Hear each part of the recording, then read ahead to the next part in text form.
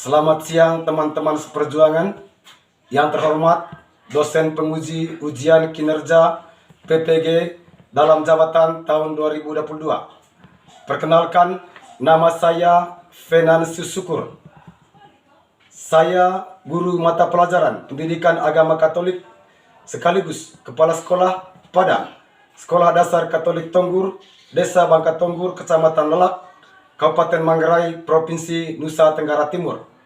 Pada kesempatan kali ini, hari Kamis tanggal 12 Januari tahun 2023, saya akan melaksanakan kegiatan praktek pembelajaran Pendidikan Agama Katolik untuk memenuhi persyaratan ujian kinerja dalam jabatan tahun 2022 dengan mengambil tema Salomo yang bijaksana untuk kelas 5. Selamat menyaksikan.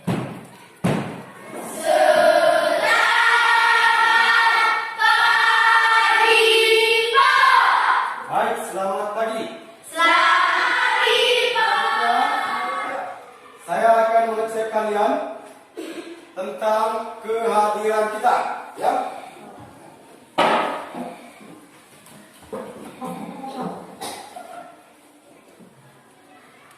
Baik, Alfianus Safrinabut, Pak. Aljensis Bunda Puntang, Angelina Suparman, Pak. Benedictus Ratman, Dominikus Savio Galup, Pak. Donatus Soiren Hamur, Ada Pak. Ermelinda Jaya, Pak. Francisco Chandra Pinata, Pak. Gabriela Pamela, Ada Pak. Jesroy Bambut, Ada Pak. Christian Syukur, Ada Pak. Claudia Guntur, Ada Pak. Marcella Cici Arianti, Ada Pak. Paulus Alfredo Meta, Ada Pak. Venansius Randiaman, Ada Pak. Novita Nadia Setia, Ada Pak. Yohanes Pianus Natal, Ada Pak. Julita Gida Enesia, Juliana Sliman. Ada Pak. Baik, terima kasih karena semuanya telah hadir, ya.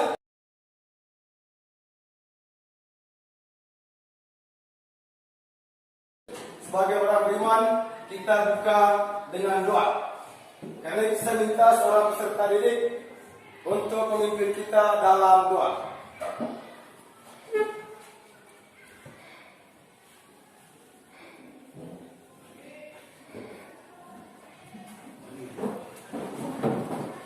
Marilah kita siap berdoa sama-sama dalam nama Bapa, Bapa, Putra, Roh Kudus. Amin. Allah Bapa yang Maha Kuasa, puji syukur kami sampaikan kepadamu atas segala rahmat dan cinta yang Engkau berikan kepada kami. Hari ini kami akan mendengarkan materi yang disajikan oleh guru kami. Kami mohon agar Engkau hadir bersama kami, agar kami bisa mengerti materi yang disajikan. Demi Kristus Tuhan dan pengantara kami. Amin. Baik, sebelum kita mulai, ya, kita akan menyanyikan sebuah lagu. Karena itu seorang siswa diminta untuk memimpin kita dalam lagu. Ya, kita semua diminta berdiri.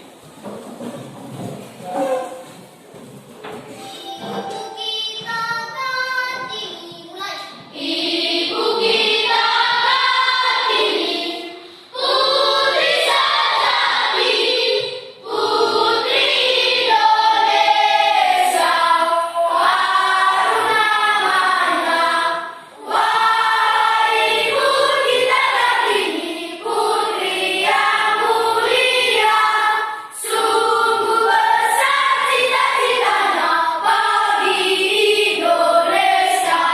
Baik, terima kasih kepada Nadia. Kita tepuk tangan untuk Nadia. Jadi Salomo yang bijaksana yang akan kita bahas pada hari ini, ada beberapa tujuan yang ingin dicapai oleh kita. Yang pertama,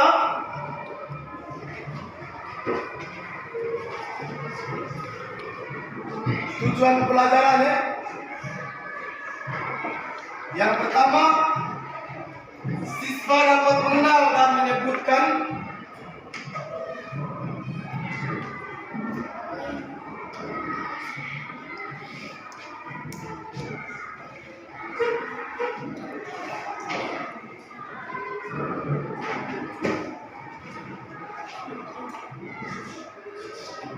ciri-ciri orang yang bijaksana.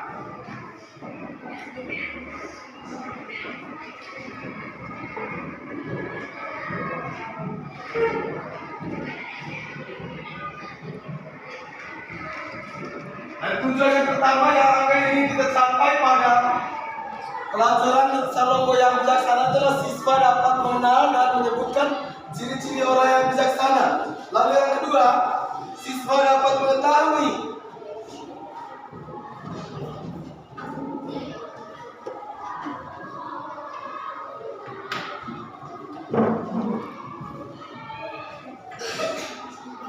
dan menyebutkan pesan cerita tentang kebijaksanaan.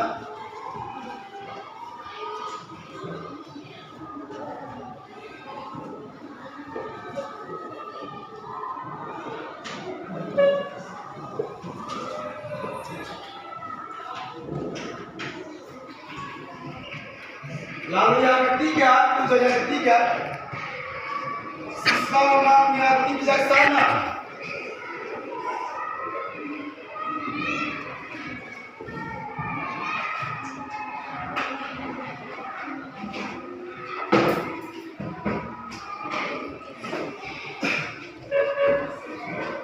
Dan yang terakhir, siswa menemukan arti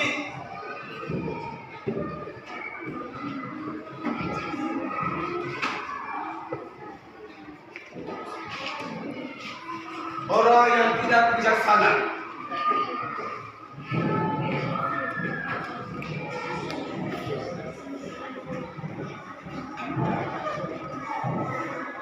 Nah, inilah 4 tujuan pembelajaran yang ingin kita capai hari ini.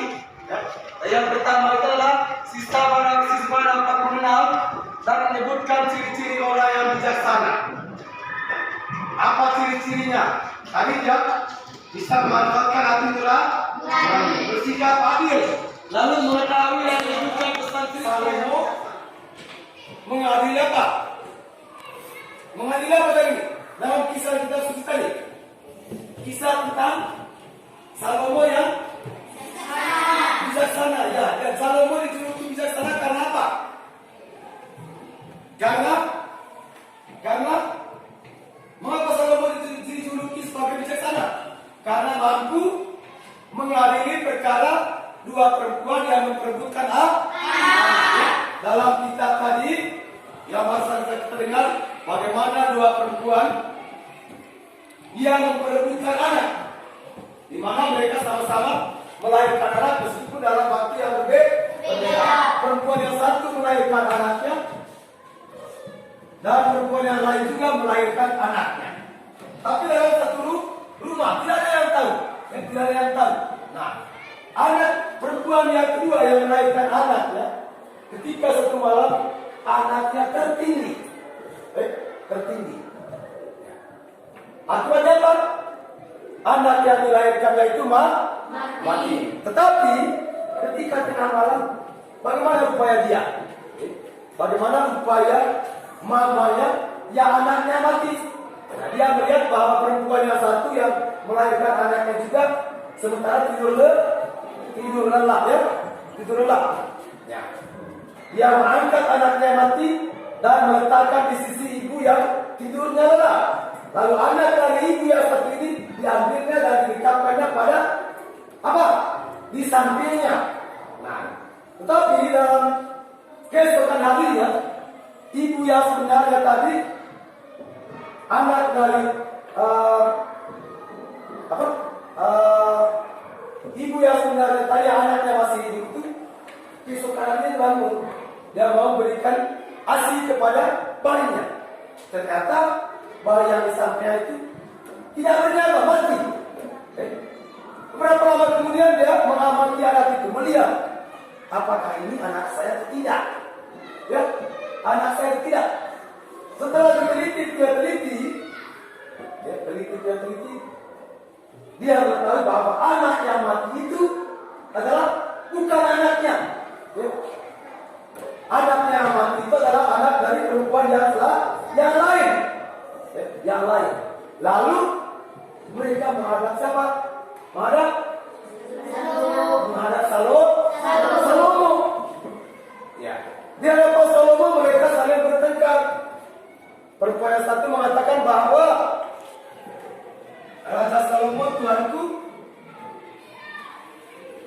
ibu ini mengambil satunya anak. Anaknya sudah mati. Tapi ibu yang mengangkat anak yang masih hidup berkata bahwa tidak, yang mati itulah kau punya anak. Sementara yang hidup adalah anak saya. Demikian seterusnya, bertengkar. Yaitu untuk memperebutkan anak yang masih hidup. Lalu apa tanggapan Raja Salomo ketika kedua perempuan itu saling bertengkar? Apa tanggapannya? Dia menyuruh ajudan. Dia menyuruh pengawalnya. Dia katakan ambillah pedang. Setelah pengawal mengambil pedang, dia katakan belahlah anak itu. Belahlah anak itu menjadi dua bagian. Sebagian yang diberikan kepada perempuan yang ini, sebagian lagi diberikan kepada perempuan yang itu. Lalu perempuan yang merasa bahwa anaknya ini yang masih hidup itu mengatakan, Tuanku mohon maaf. Bila Tuhan membelah anak itu menjadi dua, maka secara pribadi saya tidak setuju. Biarkan anak itu dipelihara oleh ibu. Itu juga. Daripada anak itu dibelah jadi dua. Pada akhirnya tambah. Hari kita akan mempelajari tentang Salomo yang bijaksana. Sebelum kita mulai berbicara tentang Salomo yang bijaksana, masih ingat pelajaran kali lalu tentang cerita semut dan belalang? Masih ingat tidak? Iya. Siapa tahu bagaimana cerita kisah semut dan belalang tersebut? Sepotong-sepotong boleh. Ya.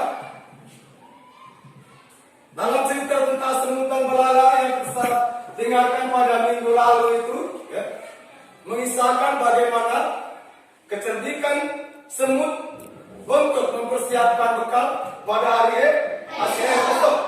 Sementara belalang, ya, dengan sikapnya yang sedikit boleh dikatakan sombong, tidak mempersiapkan diri untuk hari esok. Ia suka bersenang-senang, suka berfoya-foya. Dia tidak memikirkan bagaimana supaya hari esok saya dapat makanan. Ya. Nah, dalam cerita tentang semut dan belalang yang kita bahas pada minggu lalu, siapa tokoh yang dijuluki sebagai yang bijaksana dalam cerita tersebut? Ya, Cici. Semut. Mengapa semut? Mengapa semut dalam cerita tentang semut dan belalang itu dijuluki sebagai tokoh yang bijaksana? Coba, Aceh. Iya, karena memikirkan hari esok. Kita tepuk tangan dulu. Yang pertama itu jawabannya Cici, yang dijuluki, ya, yang bijaksana dalam cerita semut dan belalang itu adalah semut. Mengapa dijuluki sebagai yang bijaksana? Pertama, dia telah mempersiapkan segala makanan untuk hari esok. Ya, apa dia sudah bijak? Membaca peluang atau membaca situasi. Dan dikala makanan yang berkelimpahan, dia pandai untuk mengumpulkan, menampung sehingga pada saat kekurangan makanan, dia telah menyediakan makanan sehingga dia tidak mengalami apa? Rasa lapar. Dalam cerita semut dan belalang itu juga kita melihat bagaimana belalang itu di musim yang yang cerah cemerlang seperti hari ini, dia suka apa? Bertengger dari satu pohon ke pohon yang lain tanpa mempersiapkan makanan untuk hari esok. Nah, akibatnya apa? Apa akibatnya bagi belalang? Pada saat musim hujan, dia tidak dapat mengumpulkan makanan. Dia menjadi pengemis. Dia datang ke rumah semut lalu minta, saudara semut, tolong berikan aku apa? Makanan. Apa jawaban semut? Maaf saudara belalang, ya. Maaf saudara belalang, makanan yang kusiapkan adalah untuk diriku sendiri. dikala kehabisan makanan. Ya. Tetapi belalang tahu bahwa di rumah semut itu banyak makanan. Dia terus mengatakan, di rumah kamu kan banyak makanan. Ayo berikan kepada saya sebagian makanan tersebut. Lalu kembali semut mengatakan bahwa maaf, biarkanlah saudara belalang senantiasa terbang ke sana kemari seperti semula. Nah, ini dampaknya. Ketika semut bekerja mengumpulkan makanan, dia suka terbang dari satu pohon ke pohon yang lain. Sementara semut di waktu yang pas dia menyiapkan makanannya, sehingga pada saat musim hujan dia tidak kekurangan makanan. Nah, di sini yang dijuluki sebagai yang bijaksana adalah semut. Dan kalian juga harus sekarang harus bijaksana. Apa maksud bijaksana itu? Nah, sekarang Anda hadir di sekolah. Mengapa kamu hadir di sini? Supaya kelak kamu menjadi orang yang baik, orang yang pintar, yang menjadi apa? Penerus generasi. Bisa jadi pemimpin di kemudian hari. Cara untuk menjadi pemimpin itu maka dari sekarang kamu harus apa? Rajin datang sekolah, belajar dengan tekun, ya. Bila nanti Bapak Ibu guru semua pensiun atau mutasi, maka yang menjadi guru adalah kalian. Ya kan? Mau tidak jadi guru? Mau tidak? Ya. Banyak bukti bahwa dari sekolah kita ada yang jadi guru, ada yang jadi petugas kesehatan, ya, jadi perawat, jadi bidan, bahkan ada yang jadi tentara. Mengapa ini semua terjadi? Karena pada waktu SD seperti kalian, mereka telah mempersiapkan diri dengan baik. Harus bijak, ya, harus bijak. Lebih bagus membaca buku, mendengarkan cerita daripada suka bermain seperti belalang dalam cerita tadi. Ya, daripada suka bermain seperti belalang. Artinya apa? Tidak berarti bahwa bermain atau olahraga tidak butuh. Tidak. Tetap olahraga itu dibutuhkan, karena dengan olahraga maka badan kita juga akan sehat. Jangan lupa bahwa kalian datang ke sekolah ini adalah untuk belajar, untuk bekal hari esok. Ya. Untuk bekal hari esok. Kamu datang belajar supaya pada saatnya nanti kamu akan menjadi pintar. Ya, yang bisa menggantikan bapak dan ibu guru yang di sekolah ataupun yang di puskesmas, atau juga seperti kakak-kakak kalian yang jadi tentara. Baik, sekarang kita pelajari bagaimana kitab suci membicarakan tentang Salomo yang bijaksana.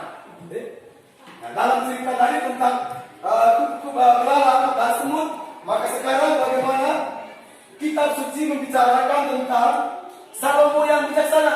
Nah, kita lihat dalam kitab 1 Raja-Raja bab 3, ya, ayat 1 sampai dengan ayat 28.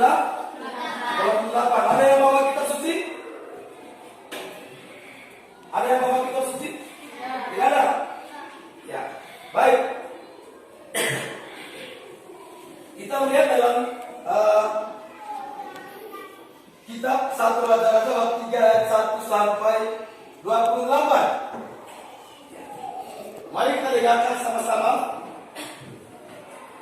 dan berupaya untuk menyimak, mendengarkan dengan teliti, sehingga bila ada pertanyaan dari saya sebentar kamu dapat menjawabnya dengan baik. Saya baca, ya. Lalu Salomo menjadi menantu Firaun, raja Mesir. Ia mengambil anak Firaun dan membawanya ke kota Tair sampai ia selesai mendirikan istananya dan rumah Tuhan dengan tembok sekeliling Yerusalem. Hanya bangsa itu masih mempersembahkan korban di bukit-bukit pengorbanan, sebab belum didirikan rumah untuk nama Tuhan sampai pada waktu itu. Dan Salomo menunjukkan kasihnya kepada Tuhan dengan hidup menurut ketetapan Daud ayahnya. Hanya ia masih mempersembahkan korban sembelihan dan titipan di bukit-bukit pengorbanan.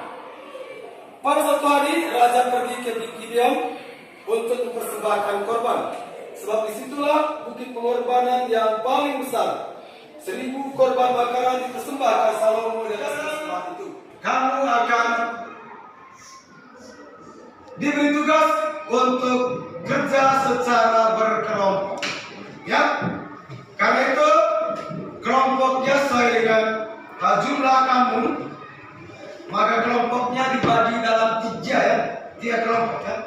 Baru barisan paling depan bersatu dengan yang ada di samping kiri kamu, ya. Lalu kelompok yang kedua di belakang, kelompok yang ketiga di samping sana, ya. Yang kelompok 1, 1, 2, 3, 4, 5, 6, 7. Ayo. Bagi kelompok di situ. Ya. Yang kelompok 2. Oh, 6 ya. Abang di sini. Di sini Roy, di sini. 6 sah. Abang. Di sini. 3 orang di sini.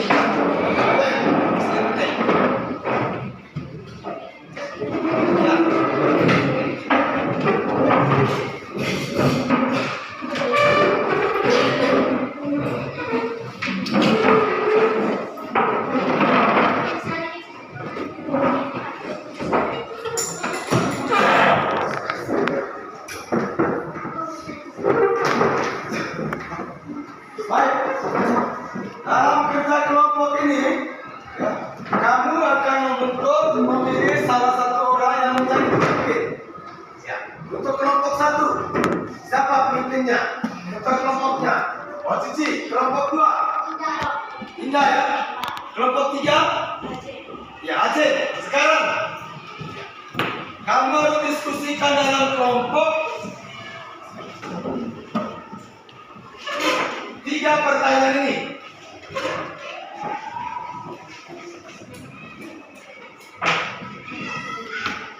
Dan segala masukan dimasukkan dalam kelompok. Lalu ketua kelompoknya sebentar mempresentasikan di depan bagian dan kebijaksanaan. Tulis, lalu berikan kepada ketua kelompoknya. Apa perbedaan antara kepandaian dan kebijaksanaan? Hasil diskusi kelompok 2 adalah sikap kepandaian adalah bisa menipu orang lain, sedangkan kebijaksanaan adalah Kepandaian adalah bisa menipu orang lain. Ya, menurut kelompok 3, pertanyaan pertama, apa perbedaan antara kepandaian dan kebijaksanaan? Dan kepandaian, orang manfaatkan kepandaian untuk menipu orang lain, sedangkan kebijaksanaan itu bersikap adil. Baik, kita tepuk tangan untuk pertanyaan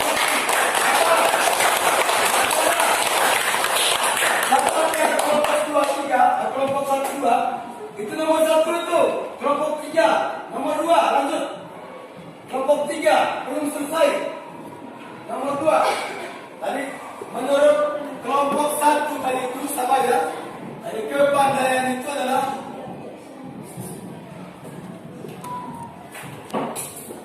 bisa menipu orang lain.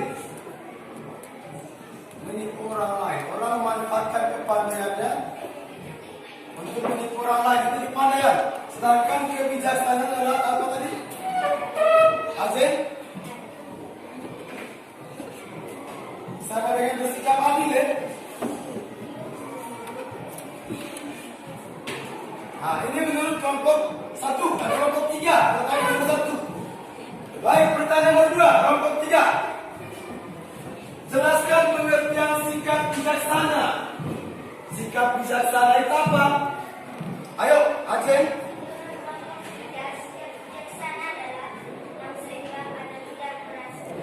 Oh, menurut kelompok 3, sikap bijaksana itu adalah mari kita akhiri pertemuan kita hari ini dengan berdoa. Satu orang memimpin kita dalam doa. Ayo, satu orang berdiri. Cici.